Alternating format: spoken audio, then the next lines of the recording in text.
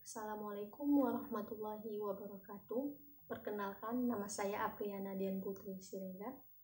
Saya perwakilan dari kelompok 1 ingin membahas mengenai masalah ketentuan Undang-Undang Negara Republik Indonesia tahun 1945 dalam kehidupan berbangsa, bernegara, dan berkehidupan. Pada kelas 10 SMA semester 1.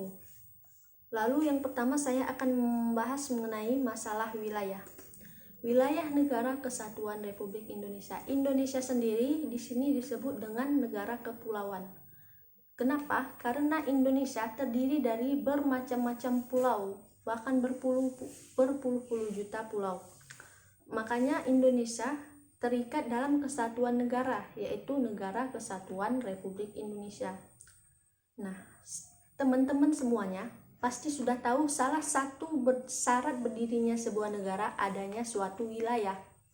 Wilayah di Indonesia dibagi menjadi wilayah laut, udara, dan daratan. Wilayah laut Indonesia dapat dibedakan menjadi 3 macam, yaitu zona laut teritorial, zona landas kontinen, dan zona ekonomi eksklusif. Yang pertama kita akan membahas zona laut teritorial. Nah, zona ini berada dalam 12 mil laut dari garis dasar ke arah laut lepas. Sedangkan zona landas kontinen itu sedalam 150 meter. Yang ketiga adalah zona ekonomi eksklusif, yaitu selebar 200 mil laut ke arah laut terbuka diukur dari garis dasar.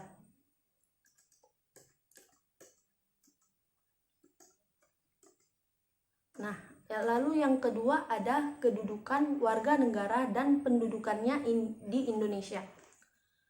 Status kewarganegaraan di Indonesia telah diatur dalam Undang-Undang Nomor 12 Tahun 2006 yang berbunyi yaitu setiap orang telah menjadi WNI sebelum adanya undang-undang. Yang kedua, anak lahir dari perkawinan sah, ayah dan ibu WNI. Yang ketiga, anak lahir dari perkawinan sah seorang ayah WNI dan ibu WNA ataupun sebaliknya. Lalu ada anak lahir di luar perkawinan sah dari ibu WNI dan anak lahir di wilayah negara Republik Indonesia, waktu lahir tidak jelas kewarganegaraan ayah dan ibunya. Ada 10 macam yang telah diatur Undang-Undang Nomor 12 Tahun 2006. Lalu ada asas-asas kewarganegaraan Indonesia. Nah, asas-asas di sini seperti yang kita ketahui bersama bahwasannya asas kewarganegaraan itu terdiri dari 2 macam, yaitu asas ius sanguinis dan asas ius soli. Agar mudah mengingatnya, makanya kita akan membahas mengenai sanguinis. Sanguinis itu berarti keturunan. Lalu yang ius soli adalah tempat atau kedaerahan. Nah, kewarganegaraan maksudnya menurut asas ius sanguinis, dia mengukur kewarganegaraan seseorang berdasarkan keturunannya, bukan berdasarkan tempatnya. Jadi anak itu lahir menurut ayah dan ibunya siapa.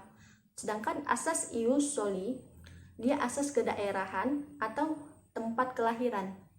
Misalnya, seorang anak dilahirkan di wilayah A, walaupun seorang ayah dan ibunya tidak memiliki kewarganegaraan A, anak tersebut bisa mendapatkan kewarganegaraan A karena telah lahir di wilayah negara A.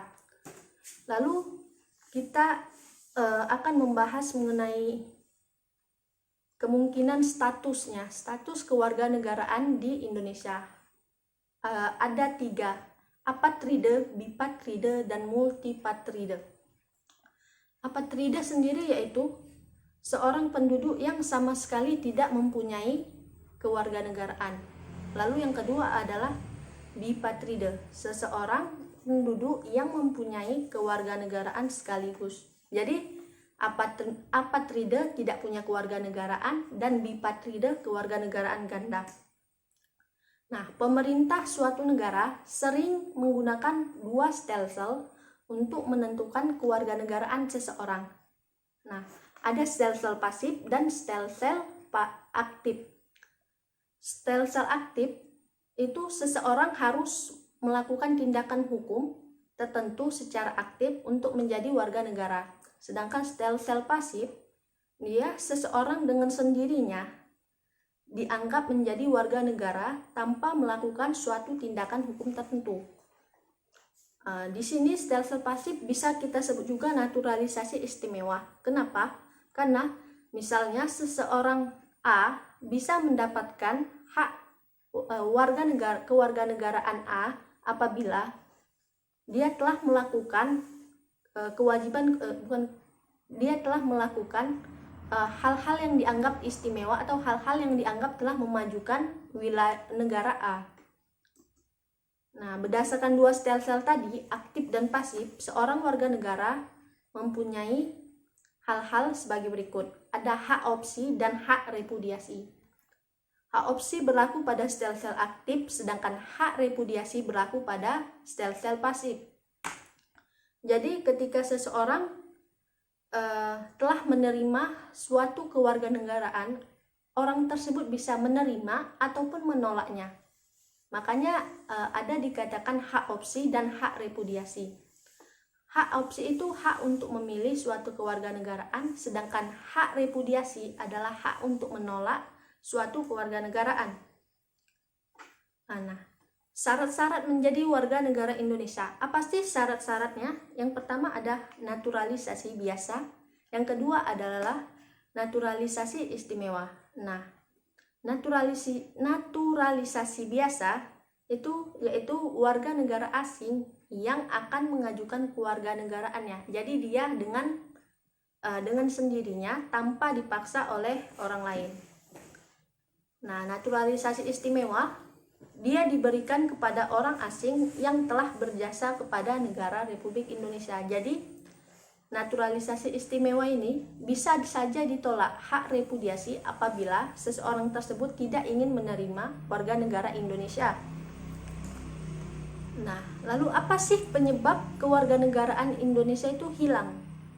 Dalam Undang-Undang Republik Indonesia Nomor 12 Tahun 2006, warga negara Indonesia dapat kehilangan kewarganegaraannya apabila yang pertama, memperoleh kewarganegaraan lain atas kemauannya sendiri. Yang kedua, tidak menolak kewarganegaraan lain.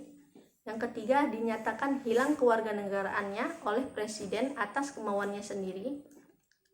Lalu yang keempat, masuk dinas tentara asing tanpa izin presiden. Yang kelima, masuk dinas secara asing atas kemauannya sendiri. Yang keenam, menyatakan janji setia kepada negara asing. Yang ketujuh, ikut dalam pemilihan bersifat ketatanegaraan untuk negara asing. Nah, di sini ikut dalam pemilihan bersifat ketatanegaraan maksudnya bisa saja ikut pemilu atau ikut pemilihan umum lainnya untuk memilih suatu pemerintahan di negara asing. Lalu adalah mempunyai paspor dari negara asing sebagai tanda warga negara lain. Yang ke-9 ada tinggal di luar negeri selama 5 tahun terus-menerus ataupun 10 tahun secara tidak terus-menerus. Lalu yang ketiga, kita akan membahas mengenai kemerdekaan beragama dan berkepercayaan di Indonesia. Tentunya semua orang tidak mau kepercayaannya diganggu-gugat ataupun dituntut oleh negara harus memiliki agama A. Makanya di Indonesia telah diatur dalam pasal 28E ayat 1 dan 2 Undang-Undang Dasar 1945 telah menyebutkan bahwasannya warga negara bebas meyakini kepercayaan, mengeluarkan pendapat dan hati nuraninya. Nah, di sini setiap manusia tidak boleh dipaksa oleh siapapun, baik itu pemerintah, pejabat agama, masyarakat, bahkan orang tuanya sendiri. Nah, yang keempat, ada sistem pertahanan dan keamanan negara Republik Indonesia. Substansi pertahanan dan keamanan negara Indonesia itu telah dilakukan oleh tentara Nasional Republik Indonesia dan dibantu oleh kepolisian. Sebagaimana telah diatur dalam pasal 30 ayat 1 sampai 5 Undang-Undang Dasar 1945 yang mengatur bahwa warga negara wajib ikut serta dalam mempertahankan negara. Yang kedua, pertahanan negara dilaksanakan oleh Tentara Nasional Indonesia dan Kepolisian Rakyat. Yang ketiga adalah Tentara Nasional Indonesia bertugas mempertahankan, melindungi, dan memelihara kedaulatan negara. Kepolisian sebagai alat yang menjaga keamanan dan ketertiban. Pada pasal 5-nya telah dijelaskan bahwa perangkat negara dalam menjalankan tugas, syarat warga negara ikut serta dalam usaha pertahanan telah diatur oleh undang-undang. Nah, kesadaran bela negara dalam konteks sistem pertahanan negara. Kesadaran bela negara yaitu sistem siap berbakti pada negara serta berkorban demi membela negara. Bela negara yang dilakukan oleh warga negara merupakan hak dan kewajiban membela juga mempertahankan kemerdekaannya. Demikian penjelasan dari saya mengenai ketentuan Undang-Undang Dasar 1945 dalam berkehidupan, berbangsa, dan bernegara. Saya mengucapkan maaf apabila ada kesalahan kata dan terima kasih atas perhatiannya. Wassalamualaikum warahmatullahi wabarakatuh.